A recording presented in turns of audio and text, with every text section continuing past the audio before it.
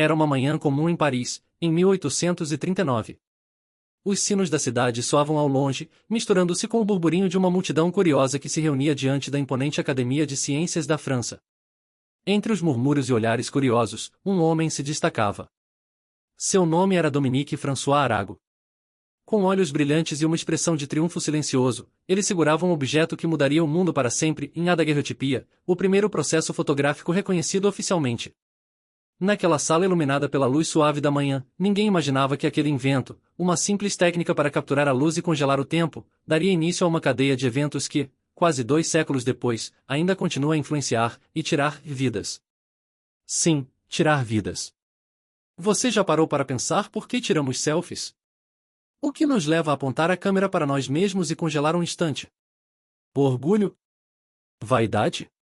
Diversão? Para alguns, essa busca por registrar o próprio reflexo se tornou uma roleta russa moderna. Uma aposta inconsciente onde o desejo por likes e aprovação pode custar o maior bem que temos na vida. Mas para entender como chegamos até aqui, é esse momento em que uma foto pode ser mais perigosa que uma arma, precisamos voltar no tempo e seguir uma trilha de histórias reais. Histórias de pessoas que, como eu e você, só queriam compartilhar um momento e mais acabaram registrando seus últimos segundos de vida. Prepare-se. Você nunca mais vai olhar para uma selfie da mesma forma. Mas antes de começarmos, verifique se está inscrito no canal, vem vídeos impactantes por aí. Capítulo 1 – O primeiro a encarar a própria imagem. Ainda naquele mesmo ano mágico de 1839, do outro lado do oceano, um homem em silêncio se preparava para um experimento ousado. Ele era um fotógrafo amador americano. Em um pequeno estúdio improvisado, cercado de químicos e placas metálicas, posicionou-se diante de uma lente. Olhos fixos. Corpo imóvel. Coração acelerado. Ele estava prestes a fazer algo que ninguém havia feito antes, em tirar uma foto de si mesmo. Naquela época, a fotografia era um processo complexo. Não havia botão para pressionar. Não havia tela para conferir o resultado. O homem teve que permanecer completamente parado por minutos a fio enquanto a luz gravava sua imagem em uma placa de cobre coberta com prata. Um movimento em falso e tudo estaria perdido. Mas ele conseguiu. Quando revelou a imagem, ali estava ele encarando a si mesmo, com um olhar penetrante e curioso. Um retrato solitário de alguém tentando compreender a própria existência. Nascia ali o primeiro selfie da história. Mas naquela época, não era vaidade. Era a descoberta. Era a ciência. Era uma busca pelo entendimento de quem somos quando ninguém mais está olhando. Esse gesto singelo, carregado de inovação e mistério, abriu um novo portal na história humana. Pela primeira vez, poderíamos nos ver como os outros nos veem. E, talvez sem perceber, também plantou a primeira semente de um novo tipo de obsessão. Ele não sabia, como poderia, que esse clique silencioso e lento seria o primeiro passo de uma longa estrada que levaria, no futuro, a selfies feitas em penhascos, em frente a trens, no topo de arranha-céus, com tigres, com armas, com a morte à espreita. Aquele homem buscava o conhecimento. Hoje, muitos buscam aplausos. E o que começou com um retrato contemplativo, hoje pode terminar com um último olhar congelado para sempre. Capítulo 2 – Da curiosidade ao hábito, a era da câmera na palma da mão. O tempo passou. A daguerreotipia deu lugar às câmeras menores, mais práticas, mais rápidas. A fotografia saiu dos laboratórios e invadiu as casas. Famílias inteiras passaram a registrar momentos em aniversários, casamentos, nascimentos. Era o nascimento da memória visual cotidiana. Mas foi só no início dos anos 2000 que tudo mudou de verdade. A revolução estava no bolso. Os celulares, antes ferramentas para ligações e mensagens, agora vinham equipados com algo novo em câmeras. Pequenas, sim, mas poderosas o suficiente para registrar qualquer coisa, a qualquer hora. E, logo depois, surgiram elas nas câmeras frontais. Agora, não era mais preciso pedir para alguém tirar uma foto. Você podia se fotografar. Você podia se ver. Você podia controlar o seu melhor ângulo. Com apenas um toque, um momento virava imagem. E com mais um toque, aquela imagem era jogada no mundo, enviada para redes sociais, compartilhada com amigos, com desconhecidos, com milhares e com milhões. O selfie deixou de ser um evento raro e se transformou em ritual diário. No metrô, no espelho do banheiro, na praia, no hospital, no velório. Sim, até ali. É que o selfie passou a carregar um significado silencioso em estou aqui. Eu existo. Me veja. Mas essa ânsia por visibilidade começou a distorcer a linha entre o registro do momento e o momento que só existe para ser registrado. O foco deixou de ser o lugar, a experiência, a companhia. Agora, tudo girava em torno do rosto. Do seu rosto. Do agora. Do agora perfeito. Mesmo que falso. Mesmo que arriscado. O que ninguém percebia é que, a cada clique, a linha entre autoexpressão e autoexposição ficava mais fina. E em breve, é mais perigosa. Capítulo 3 O dia em que selfie ganhou um nome. Era 2002. A internet ainda era um espaço selvagem, dominado por fóruns, chats, apelidos anônimos e conexões lentas. Foi nesse território digital, quase ingênuo, que uma fagulha acidental se acendeu. Em um fórum australiano, daqueles simples, com fundo branco e letras azuis, um jovem compartilhou um relato pessoal. Ele havia caído em uma festa. O tombo foi feio. Lábio sangrando, rosto inchado. Mas, em vez de esconder o ocorrido, ele fez algo inesperado. Tirou uma foto de si mesmo. E, com humor, escreveu: Sorry about the focus, it was a selfie. Sim, foi a primeira vez registrada que alguém usou o termo selfie para descrever uma foto tirada de si mesmo. A palavra era pequena, quase infantil. Mas havia algo nela que ressoava, algo moderno, íntimo, informal. Como se, de repente, a fotografia deixasse de ser sobre técnica e passasse a ser sobre emoção imediata. E foi isso que aconteceu. Selfie se espalhou como fogo em palha seca. Das conversas online para os programas de TV, das campanhas publicitárias às celebridades. As pessoas deixaram de tirar fotos para fazer selfies. O verbo mudou. A intenção também. O selfie virou cultura. Virou moda. Virou símbolo. Mas por trás de cada sorriso no espelho, de cada careta engraçada, crescia algo mais silencioso e a obsessão. Observar-se. Editar-se. Publicar-se. Medir-se por curtidas, corações, comentários. E o que começou com um tombo despretensioso abriu caminho para tombos reais, fatais, irrecuperáveis. Porque quanto mais a palavra selfie se tornava global, mais ela deixava de significar apenas foto. E começava a significar risco. Capítulo 4 A última selfie no céu. Era um dia claro no Colorado, Estados Unidos. O céu azul sem nuvens convidava à aventura, e o pequeno avião sobrevoava as paisagens montanhosas como um pássaro livre. No comando estava Amripal Singh, um piloto jovem, experiente, apaixonado por voar. Ao seu lado, um passageiro amigo, que registrava o momento com empolgação. O voo era curto. De lazer. Apenas mais um passeio. Mas havia um detalhe. Sim adorava tirar selfies durante os voos. Seu celular ficava sempre à mão. Bastava um clique para capturar o horizonte ao fundo, os instrumentos de voo iluminados, o sorriso sob os óculos escuros. Aquilo já era parte da rotina, uma forma de compartilhar com o mundo a emoção de estar acima de tudo. Naquele dia, porém, algo deu errado.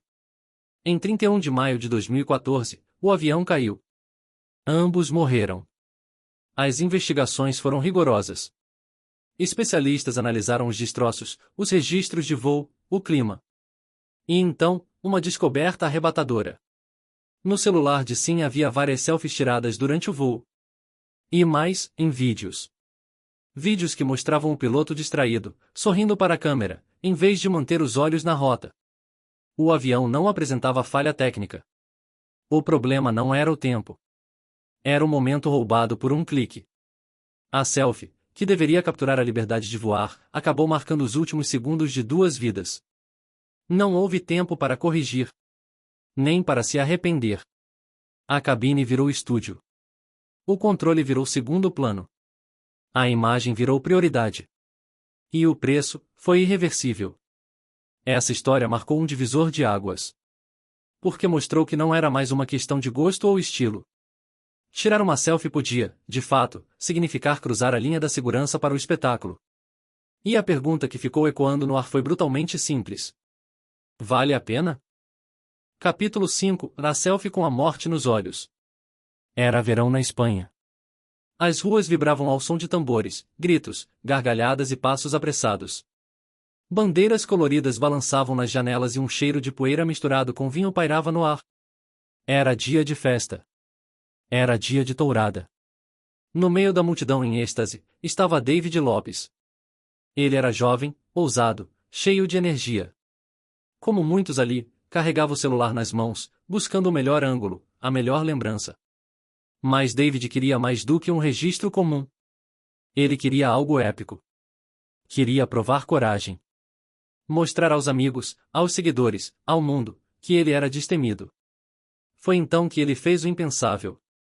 No exato momento em que o touro avançava, furioso, imenso, olhos vermelhos de fúria, David virou de costas para ele e levantou o celular. Sim. Ele tentou tirar uma selfie com o animal atrás. Não deu tempo. O touro atingiu-o em cheio. O impacto foi brutal. A multidão gritou, mas era tarde. David caiu no chão, ferido mortalmente. Sangue na calçada. Celular ainda na mão. E uma pergunta silenciosa nos olhos dos que assistiram. Por quê? Não foi ignorância. David sabia dos riscos. Mas em algum lugar entre o medo e a fama, ele escolheu arriscar. Porque, no fundo, ele acreditava que seria rápido, que daria tempo. Que aquele momento seria só dele. Uma imagem perfeita no meio do caos. Um troféu virtual. Mas o touro não sabia o que era Instagram. E a morte não entende filtros. A selfie que ele queria nunca foi postada. Mas sua história virou manchete. Virou estatística. Virou lição. Uma prova dolorosa de que, às vezes, o desejo de parecer vivo pode nos levar direto à morte. Capítulo 6. O clique no inferno de vapor. Imagine o cenário, em um deserto árido, cercado por montanhas silenciosas. Do chão, vapor sobe como respiração da própria terra. Bolhas de água borbulham em crateras naturais, exalando calor, enxofre e perigo invisível. Esse é o Eutatio, um campo geotérmico no norte do Chile, onde a natureza mostra sua força bruta e encantadora. Foi ali que Françoise Guillaume, uma turista belga, decidiu registrar um momento inesquecível. Ela estava encantada. A luz do amanhecer refletia nas águas termais, criando um cenário místico, quase de outro mundo. Era como andar sobre nuvens de vapor, entre espelhos d'água fervente. Era hipnótico. E perigoso. Françoise queria um registro perfeito. Um ângulo que mostrasse ela, o vapor ao fundo, talvez um sorriso discreto e algo único. Então ela se aproximou de uma das fontes. Mais um passo. Só mais um. Para caber melhor no quadro. Foi o último. O chão ao redor da nascente não era estável. Era traiçoeiro, coberto de crostas frágeis, como gelo fino. E, num instante, ela afundou. Seu corpo caiu diretamente dentro da fonte. Água a quase 90 graus Celsius. As testemunhas correram, mas nada podiam fazer. Os gritos se perderam entre os vapores. A câmera ainda estava ligada. A selfie, que deveria ser uma lembrança de viagem, tornou-se um retrato do fim. Françoise não foi imprudente. Foi vítima da ilusão. A ilusão de que tudo pode ser registrado, de que tudo está ao nosso alcance, inclusive a própria natureza selvagem, que tantas vezes nos permite chegar perto e mais não tocar. Ela morreu sozinha, entre vapores e pedras, tentando capturar a beleza de um lugar que nunca foi feito para selfies. E assim, mais uma vida foi apagada, não pela violência humana, mas por uma distração sutil, guiada pela vontade de eternizar um momento e sem perceber que o momento também nos observa, nos testa, e às vezes, nos engole. Capítulo 7. Wu Yongning, o selfie final a 62 andares do chão, 8h02. Era uma tarde nublada em Changsha, na China, quando Wu Yongning, um jovem influenciador digital, subiu pelas estruturas metálicas de um arranha-céu de 62 andares. Sem cordas. Sem equipamentos de segurança. Sem rede. Apenas ele, sua câmera, e uma certeza no peito de que tudo daria certo, de novo. Wu não era qualquer aventureiro. Ele era conhecido como o primeiro rooftopper da China, um atleta urbano que havia conquistado milhões de seguidores fazendo vídeos extremos no topo de prédios altíssimos. Escalava, se pendurava, fazia flexões no vazio. Tudo com um sorriso no rosto. E sempre, com o celular gravando. Naquele dia, ele preparava mais um de seus desafios. O plano era simples, em subir até o topo, posicionar a câmera e fazer uma acrobacia mortal na beirada do edifício. Depois, descer com segurança, editar o vídeo e postar. Só que, dessa vez, ele escorregou. O vídeo, que nunca foi publicado por ele, mas foi recuperado depois, mostra o momento exato em que o tenta subir de volta após a manobra. Seus braços tremem. Ele luta. Mas não consegue. Não há onde se segurar. E então, cai. Silêncio. Segundos de terror. E um corpo despencando do céu. Morreu ali. Sozinho. Sua câmera registrou tudo. O motivo por trás da escalada chocou ainda mais os fãs, e ele planejava pedir sua namorada em casamento e precisava de dinheiro para o anel. Os vídeos não eram apenas por vaidade. Eram por sustento. Por amor. Por futuro. Mas o algoritmo não avisa quando o risco é alto demais. Ele apenas conta visualizações. E para isso, o pagou com a vida. Sua morte foi um choque nacional. Um alerta doloroso. Mas, como tantos alertas, foi logo engolido pela velocidade da internet, que logo quis saber. Quem será o próximo a subir? Capítulo 8. Uma morte por semana. Imagine isso, em você está de férias com amigos. Um penhasco deslumbrante à frente. As ondas quebrando lá embaixo. O vento no rosto. Alguém grita. Vai. Fica mais na beirinha. Vai ficar incrível. Você sorri. Dá um passo a mais. Pensa em só mais um clique.